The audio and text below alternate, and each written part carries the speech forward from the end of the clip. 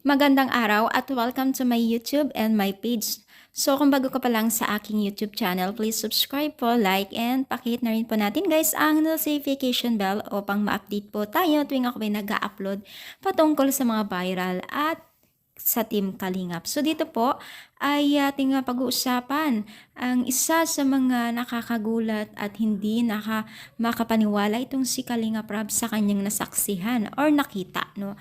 So ngayon po ay naging usap-usapan nga po itong pabahay ni Kalingap Rab kay Erica, na kung saan po ay meron kasing isang bigatin na sponsor na patuloy na nagbibigay po kay Erica. Walang iba kundi si Mr. John A. So si Mr. John A nagka-issue din po ito, at dahil nga rin ko dito kay Erica na kesyo ganyan kesyo ganito, pero wala pong kasalanan si Erica kung may nagbibigay at tumutulong sa kanya. So balik po tayo sa ating paksa, no? So dito po ay binigay nga po ni John A, ni Mr. John A, ang plano sa bahay ni Erica, pero si Kalingap Rab tila nagulat po nung inalize po or tinignan po niya ang plano na ibinigay ni Mr. John A kay Kalingap Rab. So dito po ay nagulat po itong si Kalingap Rab dahil bakit may garage, no? So kung kasi may garahe, so ibig sabihin may parkingan, no? So napalaisipan ng mga netizens at ang Team Kalingap na baka magkaroon someday itong si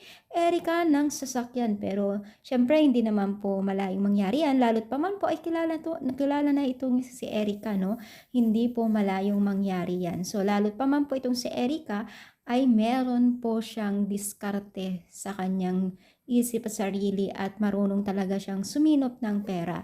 No, hindi malayo na itong si Erica ay yayaman someday, no? So, yun nga po, napakalaki po yung ibinigay po ni Mr. John A na plano sa bahay ni Erica. Pero kung makailan lang po ay syempre nabago siguro dahil nga po dito sa gusto nilang maging practical na lang, no? So, syempre itong si Erica ay wala naman po talagang ibang hiniling ng kanyang pamilya kundi makapag-aral at matulungan sa pag-aaral ni Erica.